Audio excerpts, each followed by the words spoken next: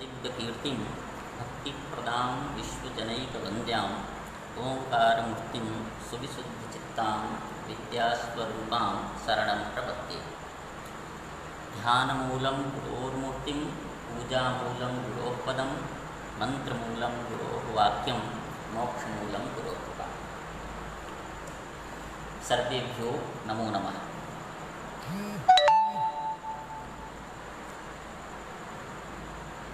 विगत पाठ में हमने ये जाना कि मंगलाचरण करने से कार्य की समाप्ति होती है, तो कार्य समाप्ति के प्रति मंगल कारण है, ऐसा एक पक्ष था।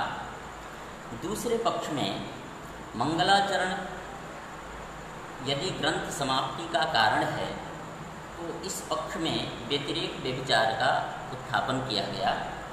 उस व्यतिरेक व्यभिचार का परिहार पूर्व पाठ में किया गया। आज प्रारंभ करते हैं। ननु एवमपि अन्वय व्यभिचार ज्ञानम कारणता ग्रह विरोधी भविष्यत्येव इत्याशंक्य अन्वय व्यभिचारम परिहरति।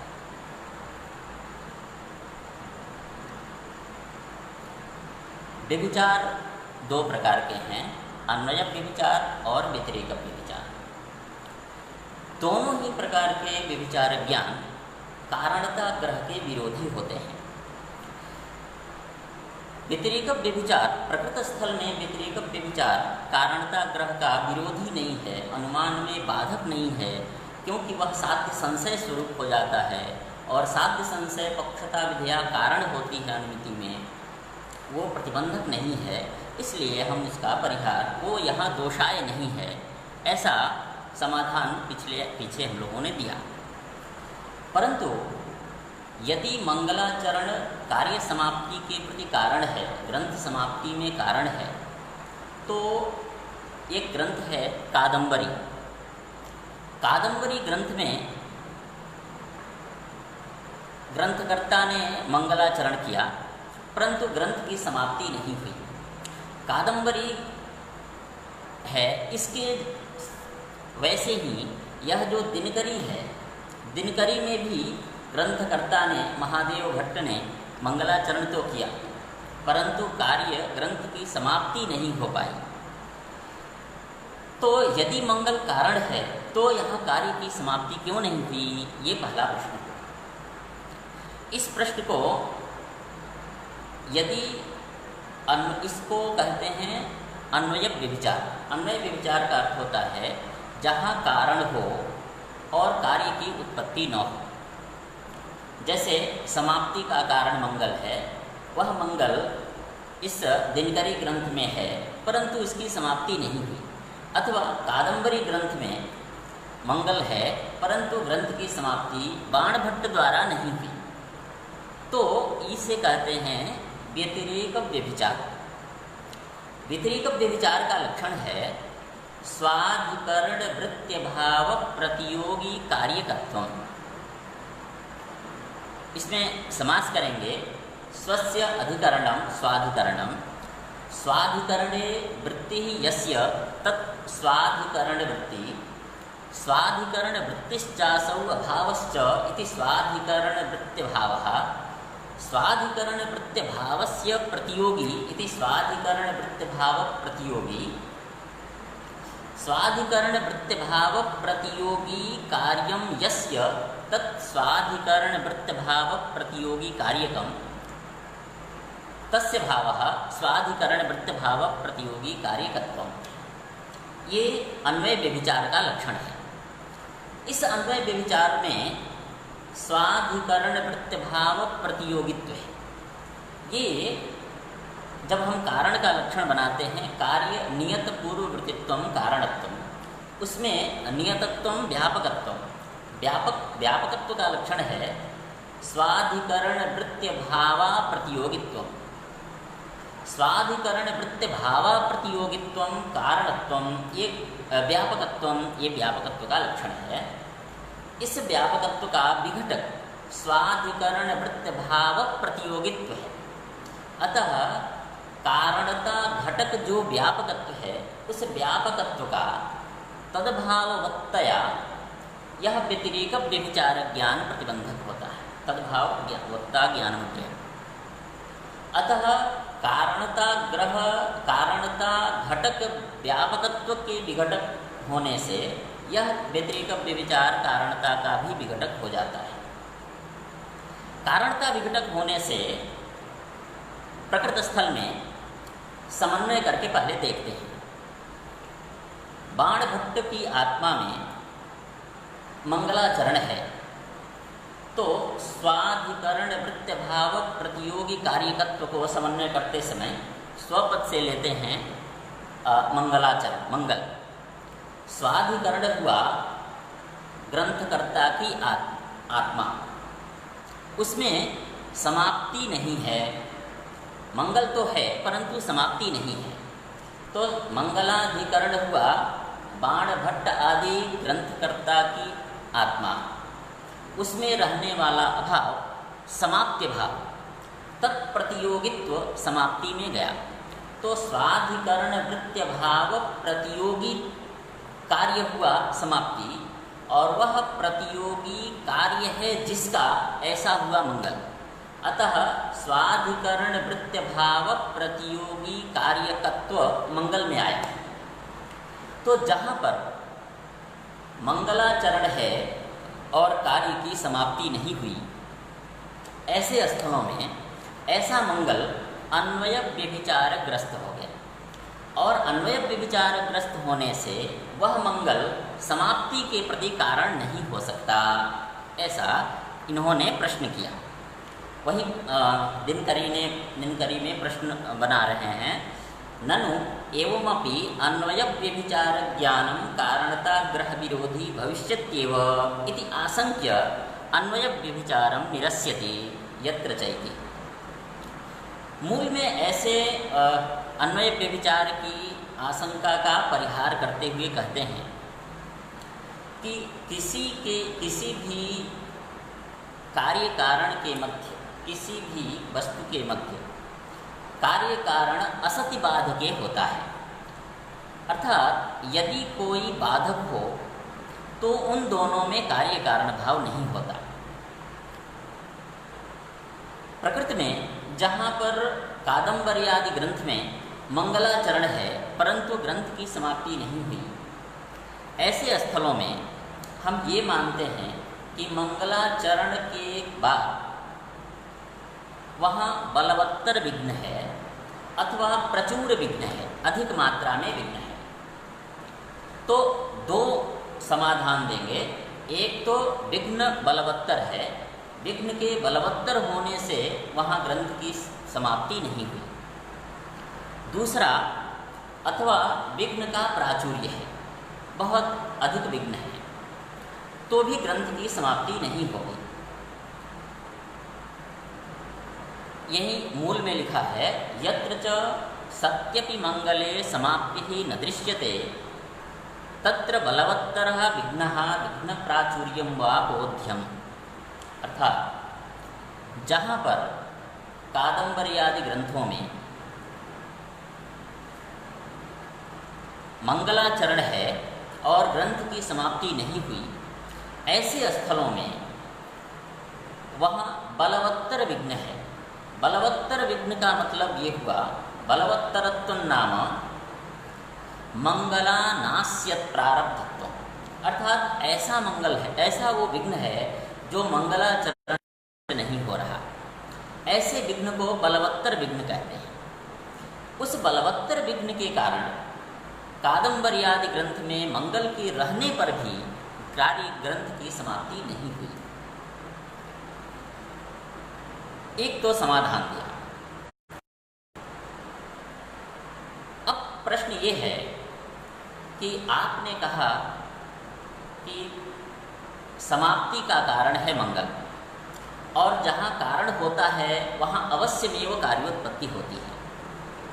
तो यदि ग्रंथ समाप्ति का कारण मंगल है तो मंगल के रहने पर ग्रंथ की समाप्ति होनी ही चाहिए थी, क्योंकि वह उसका कारण है और वह उसका कार्य है। तो कारण के रहने पर कार्य की उत्पत्ति होनी चाहिए, पुनः यहाँ पर विघ्न रहने या न रहने से क्या होता है, क्यों यहाँ ग्रंथ की समाप्ति नहीं हुई। बाणभट्टादि प्रणीत जो कादंबरी है उस कादंबरी में मंगल के रहने पर भी ग्रंथ की समाप्ति क्यों नहीं हुई, ऐसा प्रश्न है। यही दिनकरी में प्रश्न उठाया, ननु एवमपि कादंबर्यादौ कुतो न विघ्नध्वंसः। प्रश्न ये है कि मंगलाचरण करने से ग्रंथ की समाप्ति होती है। आपने कहा कि कादंबरी ग्रंथ में की समाप्ति इसलिए नहीं हुई क्योंकि वहाँ विघ्न ध्वंस नहीं हुआ। अब प्रश्न ये है कि आखिर कादंबरी ग्रंथ में विघ्न का नाश क्यों नहीं हुआ, ये प्रश्न क्या। एवमपि कादंबर्यादौ कुतो न विघ्नध्वंसः इति चेत् उच्यते प्रचुरस्यैव। कहते हैं कि विघ्न जितना होगा, बलवत्तर विघ्न हो अथवा विघ्न का प्राचुर्य हो, तो वहाँ ग्रंथ की समाप्ति नहीं होती है। तो कहाँ पर ग्रंथ की समाप्ति होगी? उत्तर देते हैं जहाँ प्रचुर मंगल हो। प्रचुर मंगल का अर्थ ये है, प्रचुर शब्द अनेकार्थक होता है। अनेकार्थक अनेक भी दो तरह के, एक विघ्न समसंख्याक मंगल होना चाहिए अथवा विघ्न अधिक संख्याक मंगल होना चाहिए। दोनों ही पक्षों में यदि विघ्न समसंख्याक मंगल ही विघ्न का नाश करेगा, ऐसा कहते हैं, तब तो जहाँ पर मंगल की संख्या अधिक है और विघ्न की संख्या न्यून है, वहाँ विघ्न समसंख्याक मंगल के न होने से वह मंगल विघ्न का नाशक नहीं हो सकता। यदि दूसरा पक्ष लें कि विघ्न अधिक संख्याक मंगल ही विघ्न का नाश करेगा, ऐसी अवस्था में जहाँ पर विघ्न मंगल अधिक है और विघ्न न्यून है, वहाँ पर विघ्न समसंख्याक मंगल नहीं है, तो समसंख्याक मंगल के न होने से वहाँ ग्रंथ की समाप्ति नहीं होनी चाहिए, कार्य समाप्ति नहीं होनी चाहिए। इसलिए यहाँ प्रचुर मंगल का अर्थ है अन्यून मंगल, अर्थात विघ्ना न्यून संख्याक जो मंगल होगा वही मंगल विघ्न का नाशक होगा। इसलिए लिखा प्रचुरस्यैव अस्य मंगलस्य बलवत्तर विघ्न निवारणे कारणत्वं बोध्यम्। अर्थात बलवत्तर विघ्न यदि है अथवा प्रचुर विघ्न है, तो उभयावस्था में यदि प्रचुर मंगल होगा अर्थात अन्यून संख्याक जो मंगल होगा वही मंगल वहाँ पर विघ्न का नाश करेगा। सभी जगह ऐसा नहीं है। कहते हैं, अपने मूल में लिखा है कि प्रचुरस्यैव अस्य बलवत्तर विघ्न निवारणे कारणत्वं बोध्यम्। बलवत्तर विघ्न निवारण, केवल एक ही ऊपर मूल में कहा था कि तत्र बलवत्तरः विघ्नः विघ्न प्राचुर्यं वा बोध्यम्। नीचे कहा प्रचुरस्यैव अस्य बलवत्तर विघ्न निवारणे कारणत्वं बोध्यम्। यहाँ पर बलवत्तर शब्द बलवत्तरादि का वाचक है, अर्थात बलवत्तर विघ्न, प्रचुर यदि मंगल है तो बलवत्तर विघ्न का भी नाश करता है और प्रचुर विघ्न का भी नाश करता है। इसलिए वहाँ आदि शब्द लिखना चाहिए। यही मूल में लिखा, दिनकर ने लिखा बलवत्तर विघ्न निवारणे अर्थात बलवत्तरादि विघ्न निवारणे कारणत्वं बोध्यम्। तेन प्रचुरस्यापि प्रचुर विघ्नस्यापि संग्रहः। अब कहते हैं कि यदि हम ऐसा कहें कि जितना विघ्न होगा यदि उतना मंगल करते हैं, तो विघ्न समसंख्याक मंगल विघ्न का नाश करता है। यदि ऐसा नियम माने तो आपत्ति क्या है? तो कहते हैं कि यदि विघ्न समसंख्याक मंगल विघ्न नाशक होगा, ऐसा स्वीकार करें, तो जहाँ पर मंगल की संख्या अधिक है और विघ्न की संख्या न्यून है, वहाँ विघ्न समसंख्याक मंगल नहीं हुआ, तो उस अवस्था में मंगल के द्वारा विघ्न का नाश नहीं होना चाहिए। परंतु मंगल के द्वारा विघ्न का नाश उस अवस्था में होता है, इसलिए समसंख्याक मंगलत्वेन मंगल की विघ्न नाश के प्रति कारणता नहीं माननी चाहिए। यही लिखा है, तथा च मंगलस्य विघ्न समसंख्याक मंगलत्वेन नाशकतया न तत्र विघ्ननाशः इति भावः। अत्र च विघ्न समसंख्याक मंगलत्वेन हेतुत्वे अधिक संख्याक मंगलात् न्यून संख्याक विघ्ननाशो न स्यात्। अतः प्राचुर्यं वा इत्यत्र वाकारः अनास्थायां बोध्यम्। ये कहते हैं, मूल में लिखा था बलवत्तर विघ्नः विघ्न प्राचुर्यं वा बोध्यम्। कहते हैं कि यदि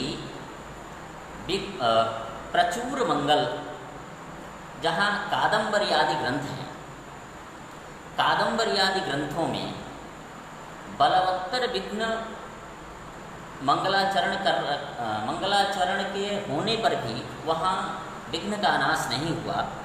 क्यों? क्योंकि वहाँ बलवत्तर विघ्न है। यहाँ दो पक्ष हैं, एक बलवत्तर विघ्न है अथवा विघ्नों की संख्या अधिक है। दोनों में से किसे माना जाए? कहते हैं बलवत्तर विघ्न को ही मानना चाहिए। अधिक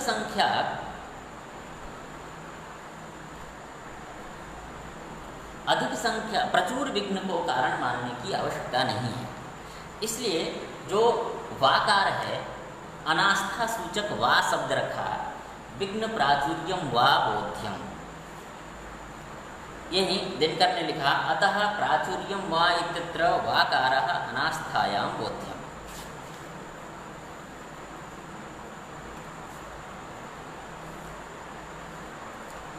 अब कहते हैं कि हमें विघ्न ध्वंस से क्या लेना देना। मंगलाचरण का जो कार्य है वो है समाप्ति। तो मंगलाचरण रूप यदि कारण है तो ग्रंथ की समाप्ति होनी ही चाहिए थी। ग्रंथ की समाप्ति क्यों नहीं हुई? विघ्न ध्वंस भले न हो, परंतु समाप्ति का जब कारण विद्यमान है तो कारण के रहते कार्य की उत्पत्ति होनी ही चाहिए थी। अतः पुनः प्रश्न कर रहे हैं, ननु तथापि कादंबर्यादौ विघ्नध्वंसः मा जायताम। भले विघ्नध्वंस न हो, समाप्ति ही परम जायताम। समाप्ति तो होनी चाहिए, क्योंकि समाप्ति का कारण जो मंगल है वो मंगल तो विद्यमान है, और जहाँ कारण रहता है वहाँ नियमेन कार्योत्पत्ति होती है। मंगल रूप हेतोः सत्वात् इत्याशंक्य आह विघ्नध्वंसस्तु मंगलस्य द्वारम् इत्याहुः प्रांचः। इसलिए मूल में लिखा, मंगलाचरण का कार्य जो समाप्ति है, उस समाप्ति और मंगल के मध्य यह जो विघ्नध्वंस है वो द्वार है। द्वार अर्थात व्यापार है। व्यापार का लक्षण है तज्जन्यत्वे सति तज्जन्य जनकत्वम व्यापारत्व। तत्पद से लेते हैं मंगल, क्योंकि ये नियम है यद वैशिष्ट्यम यत्र भासते सैव स्वपदग्राह्य। मंगल का कार्य है समाप्ति और विघ्न ध्वंस व्यापार है। व्यापार को कैसा होना चाहिए? कारण से जन्य होना चाहिए, और कारण से परंपरा जन्य जो कार्य है उस कार्य का जनक होना चाहिए।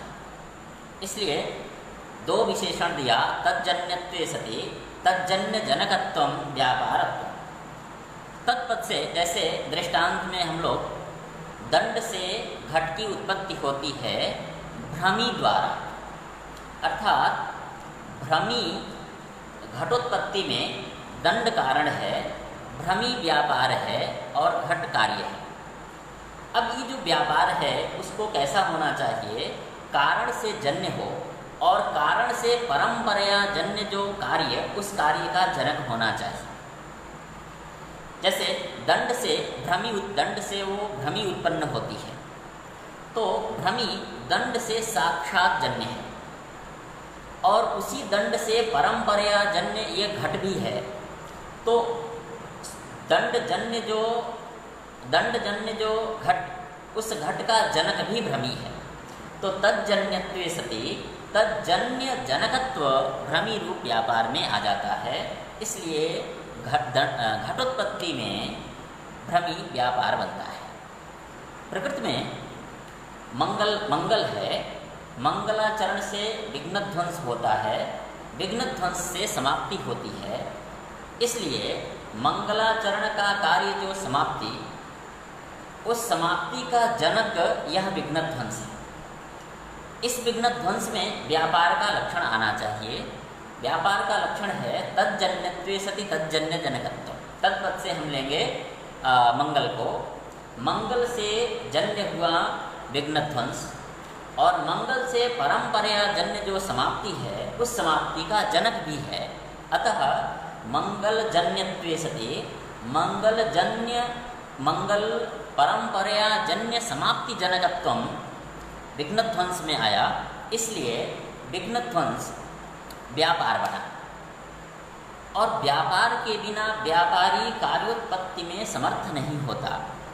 अतः यहाँ जहाँ पर कादंबरी आदि ग्रंथों में विघ्न मंगल के रहने पर भी बलवत्तर विघ्न के रहने के कारण विघ्न ध्वंस नहीं हुआ, वहाँ पर विघ्न ध्वंस रूप द्वार नहीं है, व्यापार नहीं है, और व्यापार के न होने से वह मंगल समाप्ति रूपी कार्य को उत्पन्न नहीं कर सकता।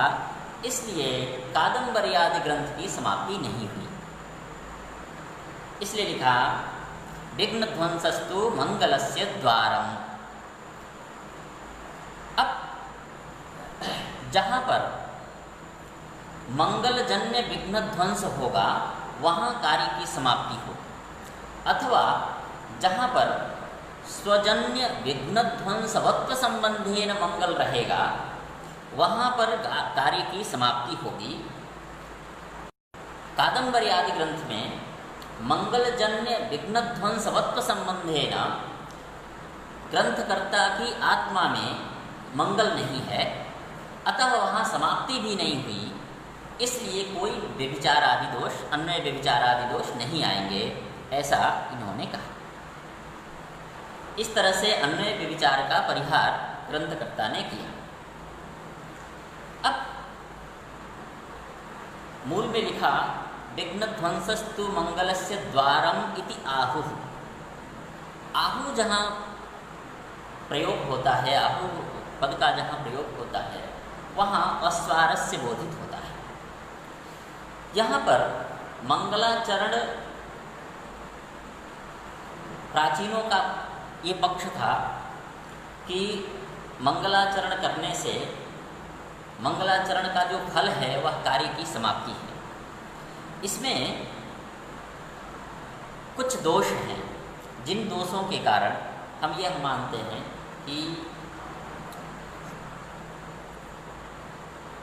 मंगलाचरण कार्य समाप्ति का कारण नहीं हो सकता। कैसे, वही बता रहे हैं। उस अस्वारस्य का बीज क्या है, तो बताते तद बीजम तो विघ्न ध्वंस द्वारा मंगलस्य हेतुत्वं न संभवति। नास्तिक ग्रंथ समाप्तो व्यभिचारात्। नास्तिक ग्रंथ समाप्ति में व्यभिचार होने के कारण यह जो प्राचीनों का मत था कि समाप्ति की कामना से मंगलाचरण किया जाता है, अतः मंगल का फल समाप्ति ही है, यह प्राचीनों का मत ठीक नहीं। क्योंकि व्यतिरेक व्यभिचार नास्तिकों के ग्रंथ में व्यतिरेक व्यभिचार का परिहार इस मत के द्वारा हो नहीं सकता। क्यों नहीं हो सकता, तो बताते हैं। इसके लिए प्राचीन अलग अलग दो प्रकार से कार्य कारण भाव का निर्माण कर रहे हैं।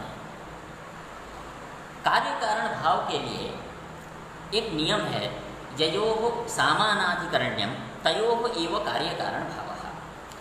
जिन दोनों के मध्य सामानाधिकरण्य होता है, जिन दो पदार्थों में कार्य कारण भाव बनाना हो, उन दोनों में एकाधिकरण होना अनिवार्य होता है।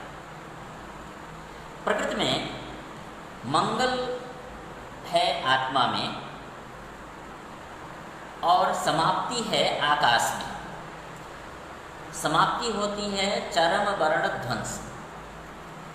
और एक यह नियम है कि जहाँ पर वस्तु के समवाय कारण में ही वस्तु का ध्वंस होता है, तो यदि चरम वर्ण का समवर्ण है, शब्द का समवाय कारण है आकाश, तो शब्द का ध्वंस भी आकाश में ही होगा। अब समाप्ति है आकाश में और मंगल है आत्मा में, दोनों विरुद्धाधिकरण हैं, और जो अलग अलग विरुद्धाधिकरण होते हैं उनमें कार्य कारण भाव नहीं हो सकता। कार्य कारण भाव बनाने के लिए एक अधिकरण होना अनिवार्य है। अब एक अधिकरण इसलिए प्राचीन समाप्ति और मंगल के बीच कार्य कारण भाव को बनाने के लिए दो अधिकरण बनाएंगे। एक शरीर को अधिकरण बना करके मंगल और समाप्ति के मध्य कार्य कारण भाव की व्यवस्था करेंगे। दूसरा आत्मा को अधिकरण बना करके मंगल और समाप्ति के मध्य कार्य कारण भाव का निर्माण करेंगे। पहला शरीर को आधार बना करके कार्य कारण भाव का निर्माण करते हुए जो व्यतिरेक व्यभिचार लगता है उसका परिहार प्राचीन निम्न इस प्रकार से करते हैं। न च स्वजनक विघ्न ध्वंसोत्पत्त्यवच्छेदकता संबंधेन समाप्तिं प्रति स्वजन्य विघ्न ध्वंसावच्छेदकता संबंधेन मंगलस्य हेतुत्वात्, ऐसा दिनकरी में लिखा है। ऐसे देखने से यह एक कार्य कारण भाव लगता है, परंतु यहाँ पर दो कार्य कारण भाव हैं।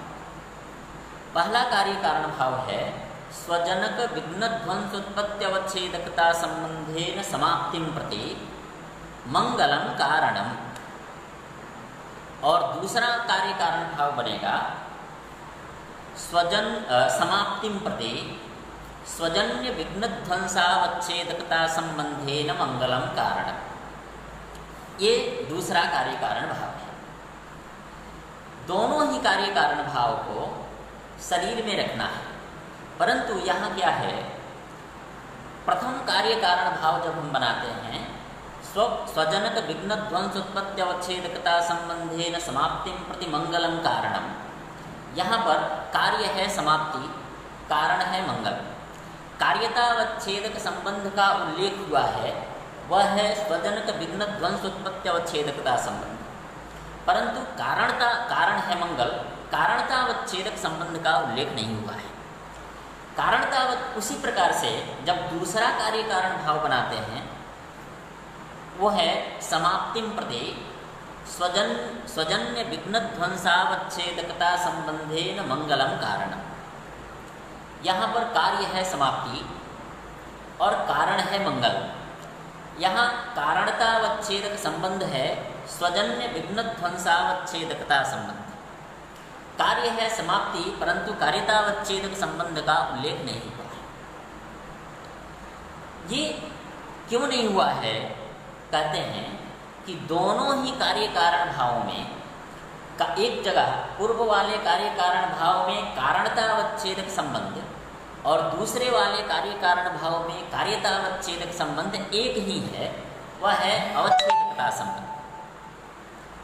और अवच्छेदकता संबंध सरल होने के कारण ग्रंथकर्ता ने उसका उल्लेख शब्दतः नहीं किया। इसलिए प्रथम कार्य कारण भाव बनेगा स्वजनक विघ्न ध्वंसोत्पत्त्यवच्छेदकता संबंधेन समाप्तिं प्रति अवच्छेदकता संबंधेन मंगलम कारणम। पहले इस कार्य कारण भाव को समन्वय करके यह देखते हैं कि इस कार्य कारण भाव से व्यतिरेक व्यभिचार का परिहार कैसे होता है।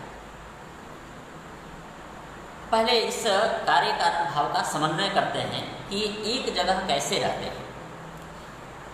जहाँ पर नास्तिक ग्रंथ हैं, अर्थात मंगलाचरण नहीं है और ग्रंथ की समाप्ति हो गई, ऐसे स्थल में व्यतिरेक व्यभिचार लगता है और व्यतिरेक व्यभिचार का परिहार करने के लिए ही यह कार्य कारण भाव है। अब हमारे पास दो रास्ते हैं।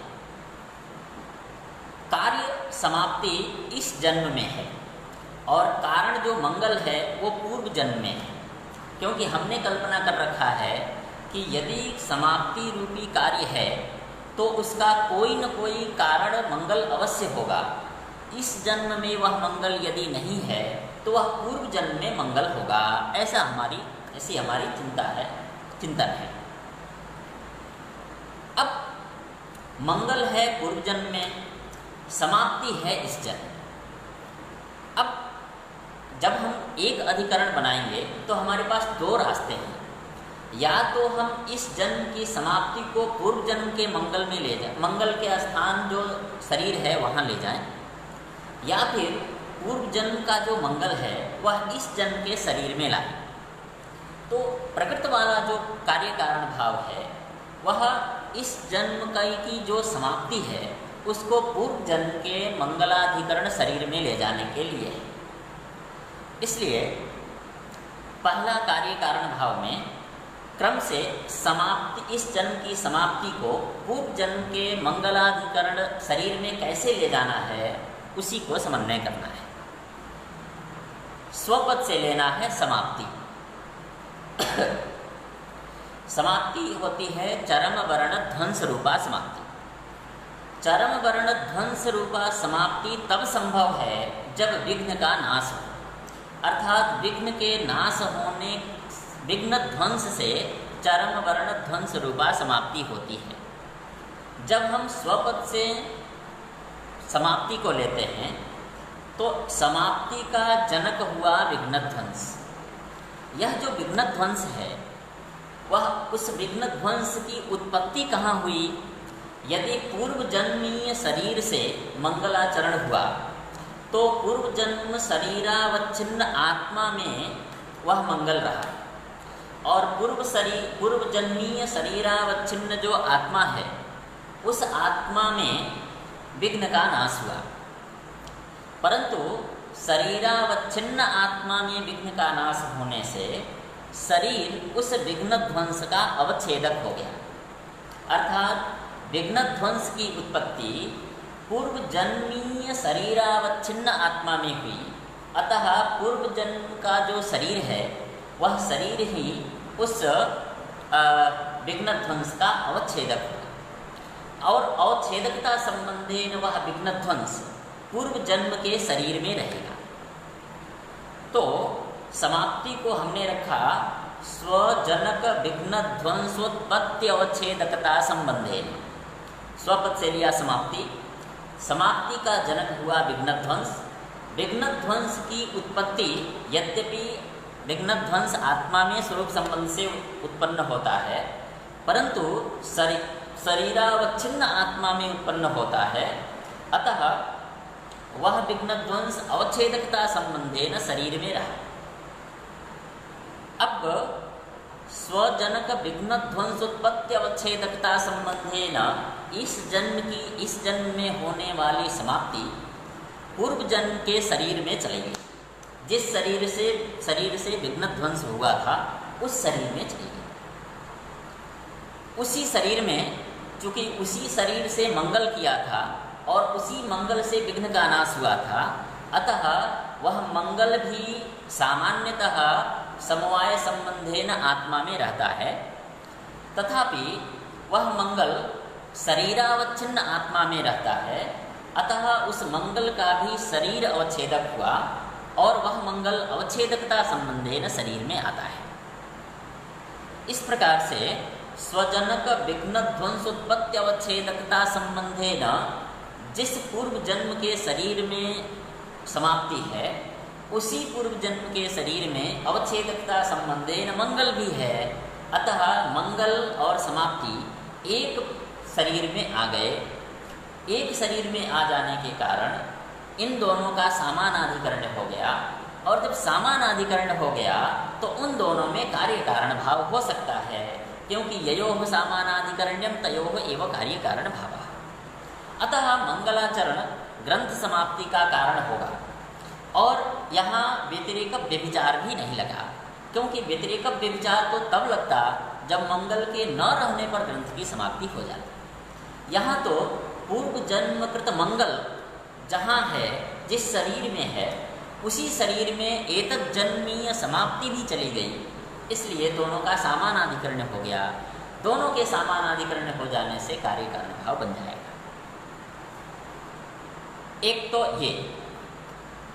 अब दूसरा पक्ष ये था कि इस जन्म की समाप्ति को पूर्व जन्म के मंगलाधिकरण शरीर में ले जाने की अपेक्षा पूर्व जन्म के मंगल को ही इस जन्म के शरीर में क्यों न ला लिया जाए। तो उसके लिए बता रहे हैं, उसके लिए दूसरा कार्य कारण भाव बनाते हैं। दूसरा कार्य कारण भाव क्या है? अवच्छेदकता संबंधेन समाप्तिं प्रति स्वजन्य विघ्नध्वंसावच्छेदकता संबंधेन मंगलम कारणम। ऐसा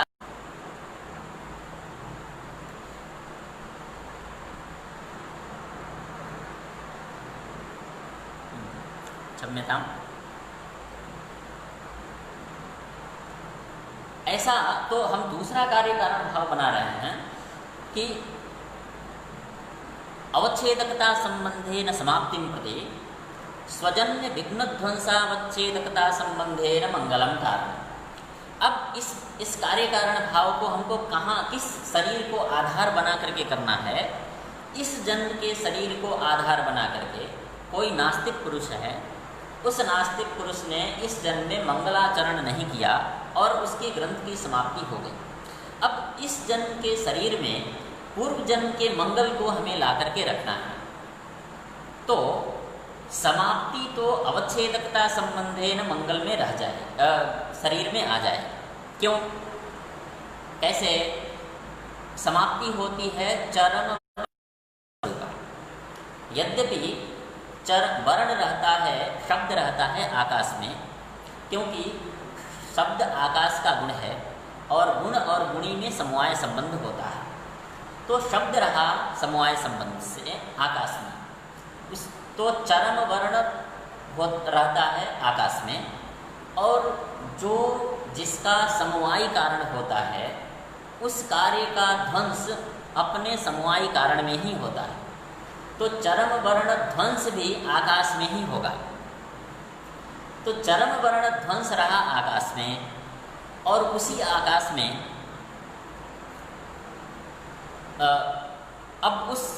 परंतु वह चरम वर्ण ध्वंस शरीरावच्छिन्न आकाश में होता है, क्योंकि जहाँ शरीर रहेगा वहीं चरम वर्णों का उच्चारण होगा और उस उच्चारण के बाद शब्द का ध्वंस होगा।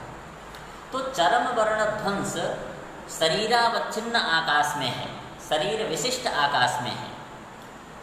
शरीरावच्छिन्न आकाश में होने से उस चरम वर्ण ध्वंस, यद्यपि वह चरम वर्ण ध्वंस स्वरूप संबंध से आकाश में है, परंतु उसका अवच्छेदक शरीर है, क्योंकि शरीरावच्छिन्न आकाश में है तो उसका अवच्छेदक शरीर होगा। अवच्छेदक शरीर होने से वह चरम वर्ण ध्वंस अवच्छेदकता संबंधेन इस नास्तिक शरीर में आ गया। अब नास्तिक शरीर में चरम वर्ण ध्वंस रूप समाप्ति आ गई। मंगलाचरण नहीं है, क्योंकि इस जन्म में उसने मंगल नहीं किए। अब हम पूर्व जन्म का जो मंगल है उसको इस जन्म के शरीर में ला करके रखेंगे। वो किस संबंध से? स्वजन्य विघ्न ध्वंसावच्छेदकता संबंध है। स्वपद से लेंगे मंगल को। मंगलाचरण करने से विघ्न का नाश होता है। अब एक बार वो पूर्व जन्म में मंगल किया, उस पूर्व जन्म के मंगल से विघ्न का नाश हुआ, विघ्न ध्वंस हो गया। अब ध्वंस का कभी ध्वंस नहीं होता। अब वह विघ्न ध्वंस अनंत काल तक चलेगा। वह विघ्न ध्वंस पूर्व जन्म के शरीर में भी है, और इस जन्म के शरीरावच्छिन्न जो आत्मा है वो पूर्व जन्मीय शरीरावच्छिन्न आत्मा में भी है, और इस जन्म का जो शरीर विशिष्ट आत्मा है उस आत्मा में भी है। अब क्या हुआ कि मंगलजन्य विघ्न ध्वंस का अवच्छेदक इस नास्तिक शरीर भी हो गया। नास्तिक शरीर अवच्छेदक होने से मंगलजन्य विघ्न ध्वंस अवच्छेदकता संबंधेन शरीर में वह पूर्व जन्म का मंगल आ गया, और इसी नास्तिक शरीर में अवच्छेदकता संबंधेन समाप्ति भी है। अतः इस जन्म के शरीर में समाप्ति और मंगल इन दोनों के मध्य कार्य कारण भाव हो गया। दोनों के मध्य कार्य कारण भाव हो जाने से यहाँ पर मंगल और समाप्ति के बीच कार्य कारण भाव हो सकता है। कार्य कारण भाव होने से व्यतिरिक्त व्यभिचार आदि की जो आशंका थी वह व्यतिरिक्त व्यभिचार भी परिहार हो गया। इसलिए इस प्रकार से दो कार्य कारण भाव बनाया। एक स्वजनक विघ्न ध्वंसोत्पत्ति अवच्छेदकता संबंधेन समाप्तिं प्रति अवच्छेदकता संबंधेन मंगलम कारणम। दूसरा अवच्छेदकता संबंधेन समाप्तिं प्रति स्वजन्य विघ्न ध्वंसावच्छेदकता संबंधेन मंगलम कारणम। ये दो प्रकार के कार्य कारण भाव बनाए। दोनों ही कार्य कारण भाव में शरीर को आश्रय बनाकर, आधार बनाकर के दोनों का समानाधिकरण प्रदर्शित किया गया। दोनों में अंतर इतना ही है कि पूर्व वाला कार्य कारण भाव पूर्व जन्म के शरीर को आधार बना करके कार्य कारण भाव बनाया गया, और दूसरा जो कार्य कारण भाव है वह इस जन्म के शरीर को का आधार बना करके कार्य कारण भाव का समानाधिकरण प्रदर्शित किया गया। अब कहते हैं एक और भी मार्ग है। चूँकि शरीर भिन्न भिन्न होते हैं तो शरीर निष्ठ प्रत्याशत्या जब कार्य कारण भाव बनाते हैं तो उसमें गौरव की आशंका बनी रहती है। इसलिए आत्मनिष्ठ प्रत्याशत्या कार्य कारण भाव, अर्थात जैसे शरीर को आधार बना करके कार्य कारण भाव का निर्वाह किया गया, उसी तरह से आत्मा को आधार बना करके मंगल और समाप्ति के मध्य कार्य कारण भाव बना सकते हैं। वो कैसे? उसके लिए बनाया स्वप्रतियोगी चरम वर्णानुकूल कृतिमत्व संबंधेन समाप्तिं प्रति आश्रयता संबंधेन मंगलम कारणम। ऐसा कार्य कारण भाव बनाया। अर्थात इस पक्ष में मंगल का जो स्वाभाविक संबंध समवाय संबंध है, वो समवाय संबंधेन मंगल तो आत्मा में रहता है, परंतु चरम वर्ण ध्वंस रूपा जो समाप्ति है उस समाप्ति को आत्मा में ले जाने के लिए कार्यतावच्छेदक संबंध इन्होंने बनाया स्वप्रतियोगी चरम वर्णानुकूल कृतिमत्व संबंध। स्वपद से लेते हैं चरम वर्ण ध्वंस रूपा समाप्ति। चरम वर्ण ध्वंस रूप समाप्ति का प्रतियोगी हुआ चरम वर्ण। तो स्वप्रतियोगी जो चरम वर्ण, वह चरम वर्ण को उत्पन्न करने के लिए एक कृति होती है। वो कृति आत्मा में समवाय संबंध से रहती है। तो समाप्ति चरम वर्ण ध्वंस प्रतियोगी जो चरम वर्ण, तदनुकूला जो कृति, तादृश कृतिमत्ता आत्मा में है। अतः कृतिमत्व संबंधेन यह समाप्ति आत्मा में चलेगी। उसी आत्मा में आश्रयता संबंधेन समवाय संबंधेन व मंगल बैठा है। अतः मंगल और समाप्ति के मध्य कार्य कारण भाव एकाधिकरण है, और एकाधिकरण होने से कार्य कारण भाव हो सकता है। इसलिए नास्तिक ग्रंथ समाप्ति में भी व्यभिचार अब नहीं लगेगा, क्योंकि जिस आत्मा में मंगल है उसी आत्मा में समाप्ति है, और समाप्ति और मंगल दोनों का एक अधिकरण होने से दोनों में कार्य कारण भाव है, और जब दोनों में कार्य कारण भाव है तो वहाँ व्यतिरिक्त व्यभिचार आदि दोष नहीं होंगे। यही लिखा है स्वप्रतियोगी चरम वर्णानुकूल कृतिमत्व संबंधेन समाप्तिं प्रति। यहाँ तक प्राचीनों ने यह बतलाया कि व्यतिरेक व्यभिचार का परिहार करने के हमारे पास बहुत सारे मार्ग हैं, जिन मार्गों से इन 3 मार्गों से हम व्यतिरेक व्यभिचार का परिहार कर सकते हैं। अब कहते हैं, अब इसके खंडन करने के लिए नव्य न्यायिक ऐसा कहता है कि यदि इस प्रकार से कार्य कारण भाव का निर्वाह किया जाए, अर्थात पूर्व जन्म का कारण इस जन्म के कार्य के प्रति यदि कारण बनने लगे, तब तो जन्मांतरीय कार्य को उद्देश्य करके जन्मांतरीय कारण का विधान करने की आपत्ति आएगी। शिष्टों का ये आचार है कि इस जन्म में हमारा कार्य संपन्न हो, इसके लिए वो कारण का विधान करते हैं, न कि इस जन्म के पाठ पढ़ने से अग्रिम जन्म में समझ में आएगा, इस दृष्टि से कोई पाठ नहीं पढ़ता है। इसलिए यदि पूर्व जन्म का मंगल इस जन्म के समाप्ति में यदि कारण हो, ऐसा यदि स्वीकार करें, तब तो जन्मांतरीय कार्य को उद्देश्य करके जन्मांतरीय कारण का विधान करने की आपत्ति आएगी। परंतु ऐसा शिष्टाचार नहीं होता। शिष्टों का आचार तो ये है कि इस जन्म का कारण इस जन्म के ही कार्य समाप्ति करें। वही लिखा है, इसके खंडन के लिए कह रहे हैं, तथा सति जन्मांतरीय समाप्तिम उद्देश्य जन्मांतरीय मंगल करणापत्ते है। जन्मांतरीय समाप्ति को उद्देश्य करके जन्मांतरीय मंगल करने की आपत्ति आएगी, परंतु ऐसा शिष्टाचार न होने से ये आपत्ति होती है। इस आपत्ति के परिहार करने के लिए आप ऐसा कार्य कारण भाव बनाएं जिसमें कारण भी इसी जन्म में हो रहे और कार्य भी इसी जन्म में रहे। उसके लिए जो आपने 3 कार्य कारण भाव बनाए, उनमें तीनों में से कोई भी कार्य कारण भाव संपन्न नहीं हो सकता। उसके लिए कार्य कारण भाव एक विलक्षण ही बनाना होगा।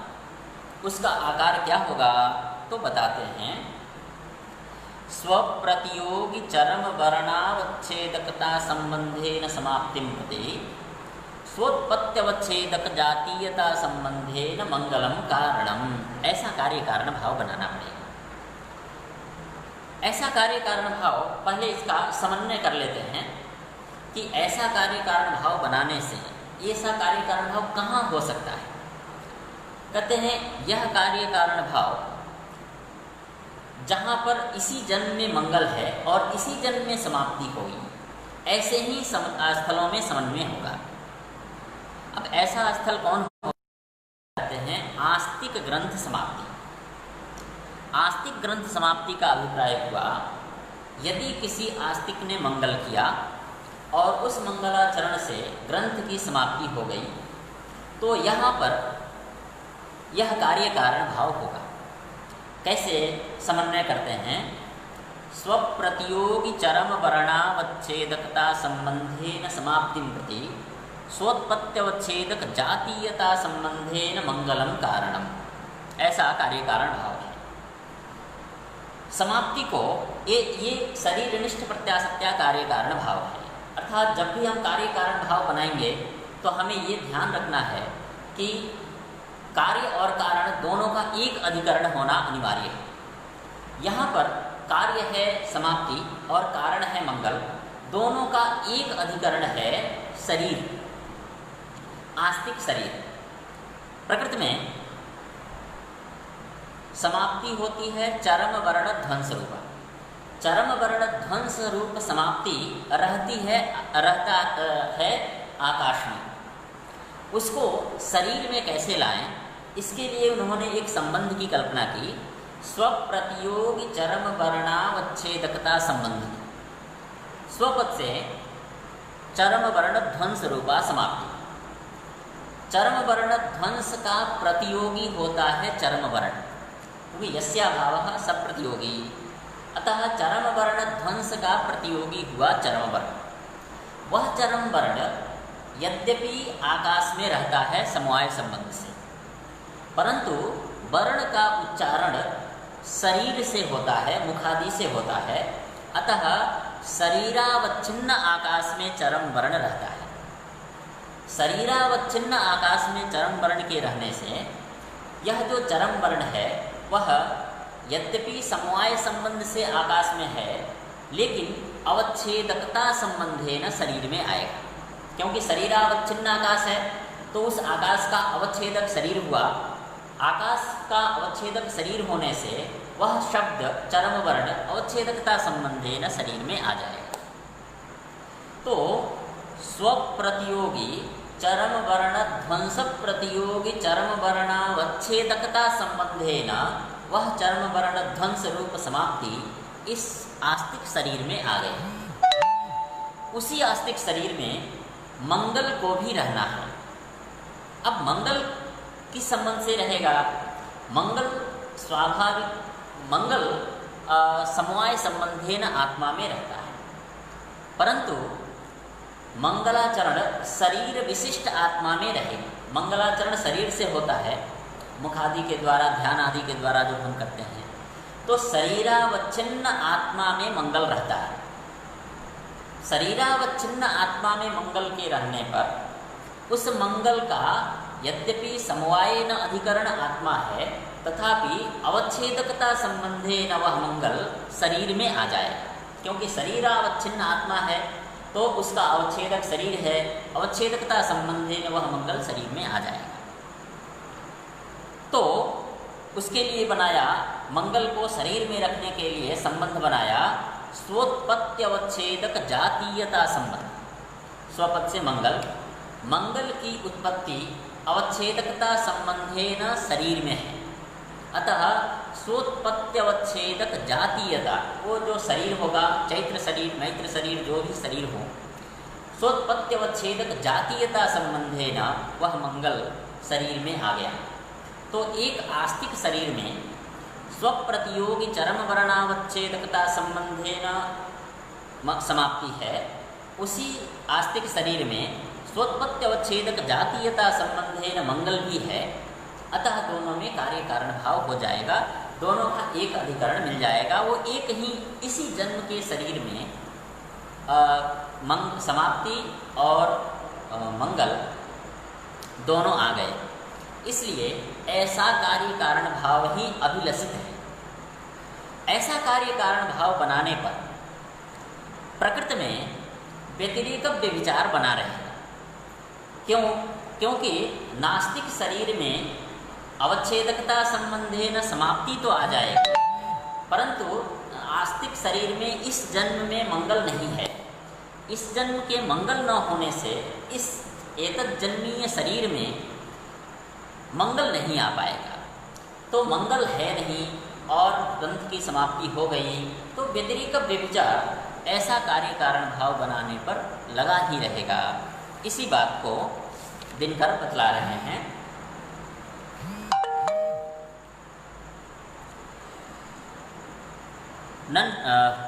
तथा सति जन्मांतरीय समाप्तिम उद्देश्य जन्मांतरीय मंगल करणापत्तेः, अतः स्वप्रतियोगी चरम वर्णावच्छेदकता संबंधेन समाप्तिं प्रति स्वोत्पत्त्यवच्छेदक जातीयता संबंधेन मंगल हेतुत्वस्य वाच्यतया नास्तिक शरीरे व्यभिचारस्य दुर्वारत्वात्, नास्तिक शरीर में व्यभिचार का परिहार नहीं हो पाएगा।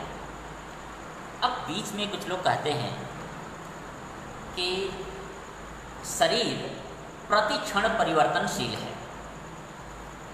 तो हमने किसी व्यक्ति ने, किसी आस्तिक ने साल भर पहले मंगल किया।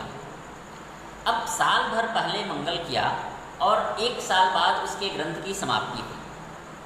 मंगलाचरण किया साल भर पहले और एक साल बाद उसके ग्रंथ की समाप्ति हुई। उसके बीच में अनेक शरीर हैं, क्योंकि शरीर प्रति क्षण परिवर्तनशील है। तो जिस शरीर में मंगल है उस शरीर में समाप्ति नहीं हुई, और जिस शरीर में समाप्ति है उस शरीर में मंगल नहीं रहा। फिर दोनों का एक अधिकरण तो हुआ नहीं। एक अधिकरण न होने से दोनों में कार्य कारण भाव कैसे बनेगा, ऐसा कुछ लोग प्रश्न करते हैं।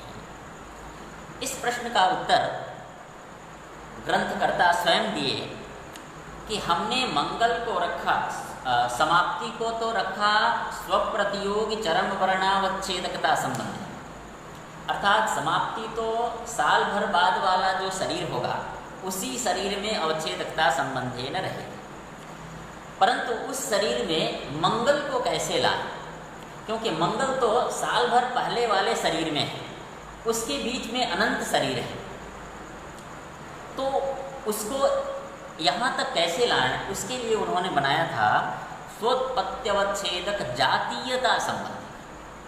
स्वोत्पत्त्यवच्छेदक जातीयत्व नाम स्वोत्पत्त्यवच्छेदक वृत्ति जातिमत्वम, अर्थात स्वपद से लेते हैं मंगल को। मंगल की उत्पत्ति अवच्छेदकता संबंधे न चैत्र शरीर में भी। अब उस शरीर में रहने वाली जाति, चैत्र के शरीर में रहने वाली जाति चैत्रत्व जाति हुई। वह चैत्रत्व जाति उन दोनों शरीरों में है, साल भर पहले वाले चैत्र शरीर में भी है और साल भर बाद वाले जिस शरीर से ग्रंथ की समाप्ति हुई है उस शरीर में भी वह चैत्रत्व जाति है। अतः स्वोत्पत्त मंगलोत्पत्त्यवच्छेदक जो जाति, तादृश जातिमत्वम उस नास्तिक समाप्त्यधिकरण जो साल भर बाद वाला शरीर है उसमें भी आ गया। अतः दोनों में विरुद्धाधिकरण न होने से, एकाधिकरण आ जाने से दोनों में कार्य कारण भाव का निर्वाह हो जाएगा। एक जातीयत्व जो कारणतावच्छेदक संबंध है उसमें जातीयत्व, जाति विशेषण देने का ये फल है। अब मध्य में कुछ लोग आशंका करते हैं कि यह जो कार्य कारण भाव है, इस कार्य कारण भाव से तो व्यतिरेक व्यभिचार का परिहार भी हम कर सकते हैं, नास्तिक शरीर में व्यतिरेक व्यभिचार का परिहार भी कर सकते हैं। पूछा कैसे? क्योंकि नास्तिक शरीर में इस जन्म में मंगल तो है नहीं और समाप्ति है, तो अवच्छेदकता संबंधे न समाप्ति तो है, मंगल पूर्व जन्म के शरीर में है, तो वो इस जन्म वाले शरीर में कैसे आएगा, ऐसा यदि कोई प्रश्न करता है तो उसके लिए कहते हैं, उसके लिए उत्तर देते हैं कि मंगल है पूर्व जन्म के शरीर में, तो स्वपद से लिया पूर्व जन्म कृत मंगल, उसकी उत्पत्ति का अवच्छेदक हुआ पूर्व जन्म का शरीर। उस शरीर में रहने वाली जाति, जैसे आपने चैत्रत्व जाति लिया, हम पृथ्वीत्व जाति ले लेंगे। पृथ्वीत्व जाति लेने से क्या हुआ, मंगलोत्पत्ति का अवच्छेदक हुआ शरीर, उस शरीर में रहने वाली जाति हुई पृथ्वीत्व जाति। तादृश पृथ्वीत्व जातिमत्वम इस जन्म के शरीर में भी है, क्योंकि यह शरीर भी, यह इस जन्म का शरीर भी पार्थिव है, तो इस जन्म के शरीर में भी स्वोत्पत्त्यवच्छेदक जातिमत्व संबंधे न वह मंगल आ गया। मंगल आ गया तो व्यतिरिक्त व्यभिचार का परिहार इस कार्य कारण भाव से भी तो हो सकता है। तब उत्तर देते हैं कि यहाँ जो जाति है उस जाति में एक विशेषण है, एक काल वृत्ति पदार्थ द्वयावृत्तित्व, एक क्षण वृत्ति पदार्थ द्वयावृत्ति जाति होनी चाहिए। जाति सामान्य जाति नहीं लेना है, अपितु ऐसी जाति लेनी है जो एक क्षण में दो पदार्थों में न रहे।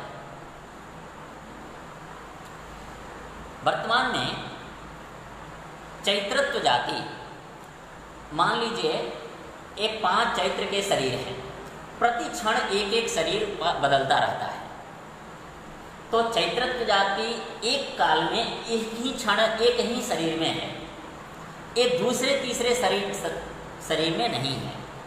दूसरे शरीर में जब इस शरीर में चैत्रत्व जाति है तब इस शरीर में वो क्षण में नहीं है, एक ही काल में एक ही पदार्थ द्वय, मतलब एक क्षण में पदार्थ शरीर द्वय की उपस्थिति ही नहीं है।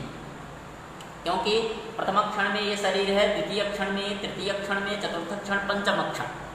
तो जब प्रथम क्षण में यह शरीर है तो उस अवस्था में दूसरे तीसरे शरीर नहीं है।